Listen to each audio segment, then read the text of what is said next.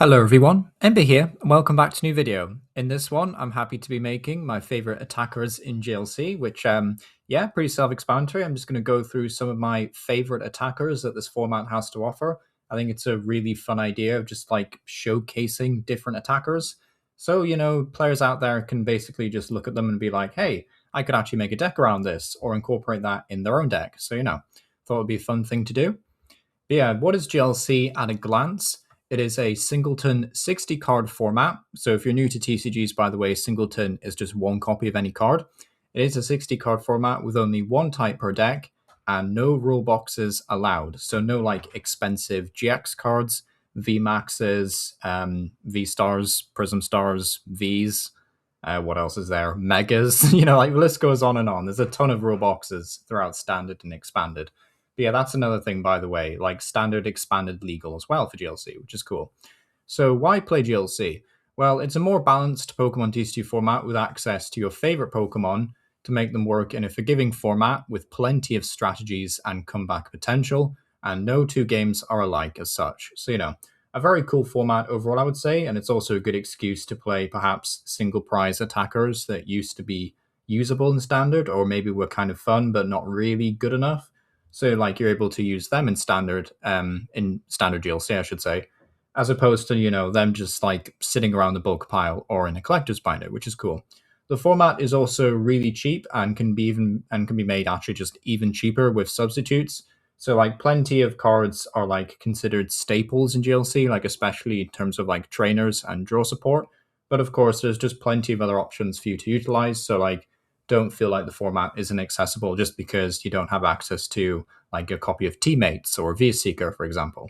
Of course, max rarity is a fun way to bling out your unique deck, however, so it's just a fun way of like collecting individual art rares, and it's also like not usually as expensive as standard to bling out your GLC deck as well, which is cool. So yeah, for first up, I wanted to look at Garbodor and Tortuga. Both of these essentially do the same thing, so that's why it's a dual place and not just, one for the other. But yeah, Garbodor with Trashalant, 20 damage for each item card in your opponent's discard pile. Absolute classic attacker. Was the bane of the Sun and Moon era, or at least the early days. Very, very fun attacker. I will say this, for those of you who played during the early Sun and Moon days, Garbodor with Gliscopod is probably one of my favorite decks of all time. Then Garbodor with Espeon was also a lot of fun, but I don't think it was as engaging as Garbodor. But yeah, Garbodor itself was just used in so many decks. It was so cool. Also, a Buzzwole Gob Shrine, if anyone remembers that. Yeah, very fun single prize deck. But yeah, Garbodor is just a really cool attacker. Like, of course, it's not going to do any damage like turn one. But, like later on in the game, yeah, when your opponent's been playing for a while and discarding loads of items, then, it's a bit of a ticking time bomb, essentially, which is really cool. It's like a glass cannon, but 120 HP is kind of like decent agility, I guess. But like, it is still a bit of a glass cannon. Like, it's supposed to go in there, take a massive one-hit KO move, and then probably just get knocked out immediately, to be honest. Poor Garbodor.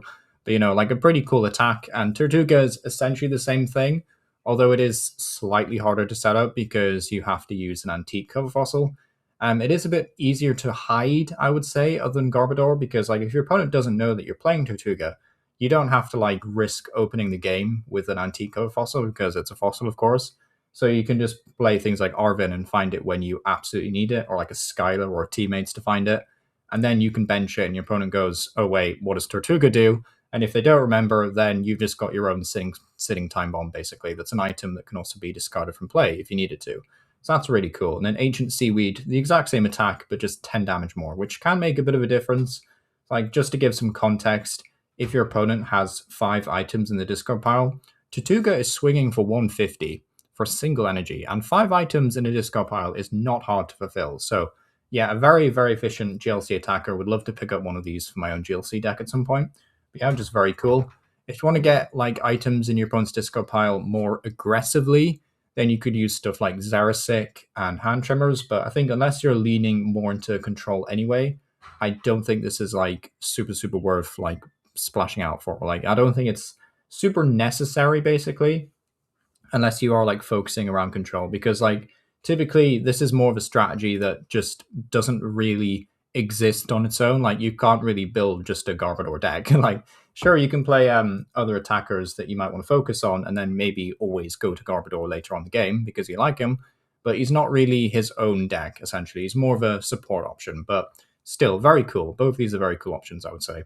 Next up is we've got the Tarantrums. Now, I did mention the Forbidden Light Tarantrum in my fun deck ideas video for GLC that was like 2 years ago, but I still think both of these are very cool. I know Tyrannical Heart 1 is like kind of been power crept out, especially now with the new Tyrantrum releasing with Tyrannically Gutsy, which is a great name for an ability.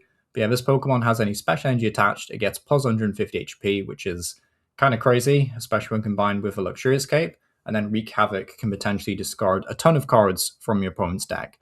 But yeah, the main appeal about this is that it's basically the ultimate final boss deck. So, like most of your Pokemon that you'll want to pair up with Tyrantrum are not really going to be your late game or mid game attackers, even. They're basically just going to be there as cannon fodder to help you get set up while you get up to Tyrantrum. And then you can go in there with hopefully a Luxurious Cape in hand, some Stone Fighting Energy or Strong Energy, then maybe like a Martial Arts Dojo because you'll be behind on prize cards anyway. And then you can just go in there, swing for a ton of damage, and not take a ton of damage back thanks to Stone Fighting Energy. And then, yeah, you're just sitting pretty basically. You've also got things like Gargankle, not pictured here, which would let you accelerate energy and also heal 30. So, that could be an option if you want to start messing around with healing items on Tyrantrum, like Max Potion. So you can do some like really funny things with this guy. He's very cool. He's very slow. The stage 2 fossil is not easy to set up.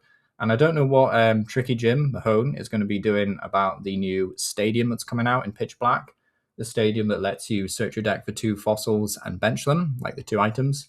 Like, that could be a reason to get that card banned.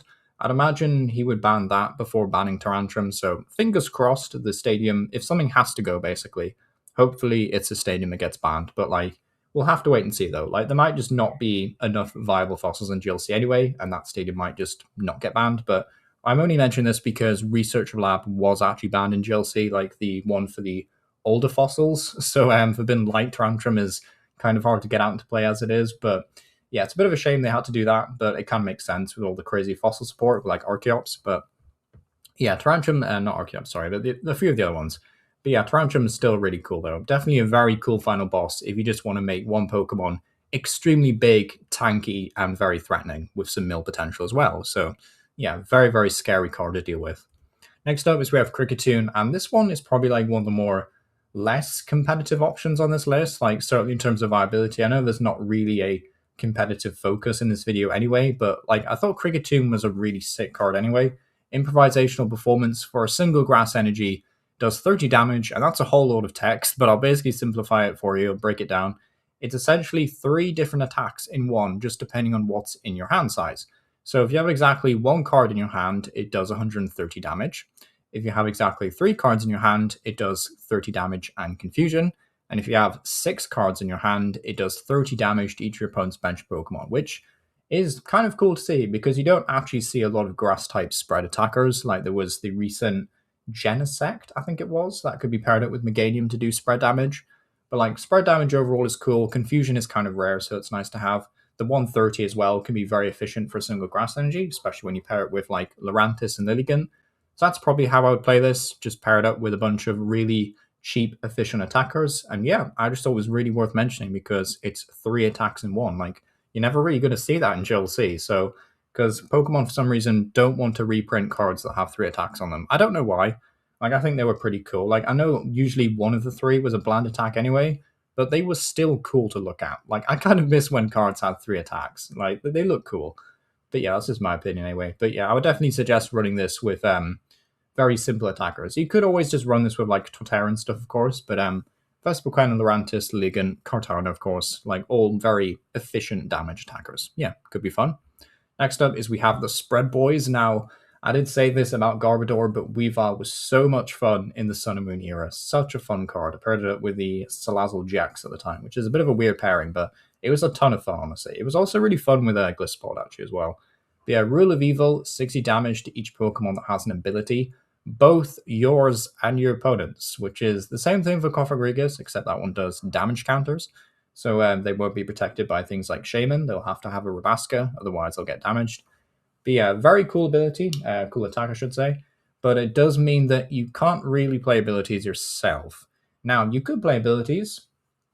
You could have the occasional stage 2, like maybe you have like, I don't know, a Togekiss, for example, the one that lets you take an extra prize card on a coin flip, because like Togekiss would take 2 attacks. It would tank 2 hits basically from Law of the Underworld before itself got KO'd on the third attack.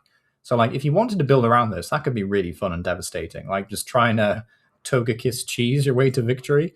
But yeah, it could just be really fun. It's a lot of spread damage. There's plenty of partners that interact with spread damage and Psychic. Dark types, it's a bit more weird. There's like a Honchkrow from the Sun and Moon era that also does a ton of damage based on how many damage counters are on your opponent's Pokemon. So maybe do Honchkrow and Weavile. Probably should have put an image of Honchkrow in the video actually, but yeah, Honchkrow with Weavile, very cool combo. And you could also just do like other cheap dark box attackers, like the Raticate, for example, or some of the new Sableyes are pretty cheap as well. So yeah, very fun. It's very risky, of course. Like you don't want to be playing too many abilities if you run any at all, but just a lot of damage, like 60 damage everywhere for a single energy. You know, if your opponent has a lot of abilities, that's going to stack up really quickly and take you a lot of knockouts. So yeah, I think these are really fun.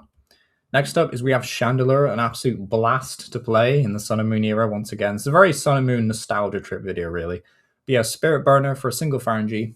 Discard the top 5 cards of your deck, and you do 60 more damage for each Pokemon you discard in this way, which is a very fun attack no matter what.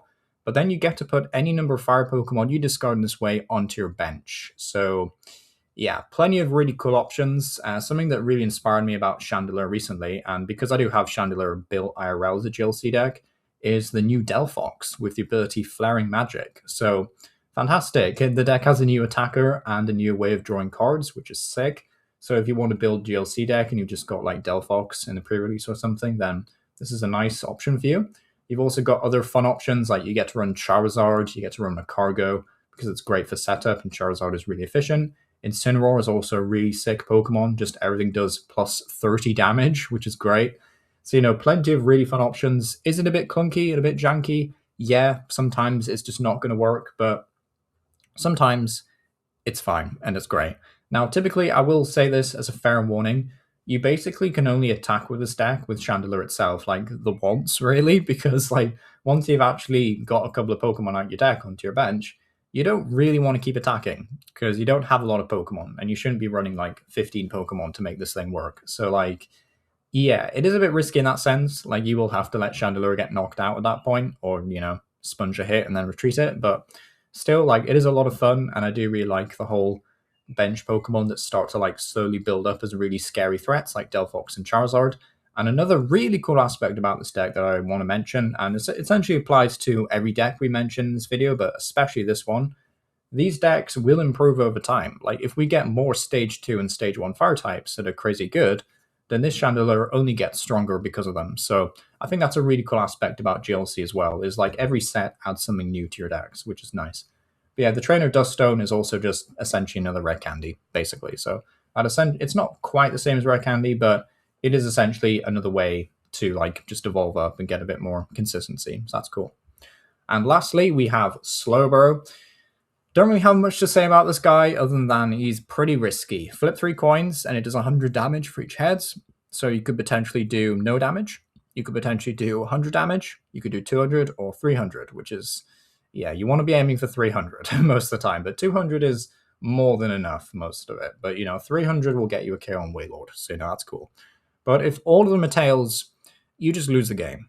So, yeah, maybe don't flip 3 tails. Of course, you can't really avoid that sometimes. It will just happen. But we can, like, mitigate the effect slightly. We have things like Will, which is quite nice. Guarantees your first coin flip to be heads. We have stuff like the Stadium Glimwood Tangle, which is going to be such a big deal in this deck, allowing you to just reflip the coins if you want. You've got Trick Coin, which is essentially the same as Glimwood Tangle, allowing you to reflip those coins. I have mentioned Wugtrio here because Wugtrio not only has a coin flip attack, which would be great synergy with Trick Coin and Glimwood anyway, but the ability is Suddenly Select, which allows you to search your deck for a Trick Coin. So, you know, that's just a great combo right there in of its own right.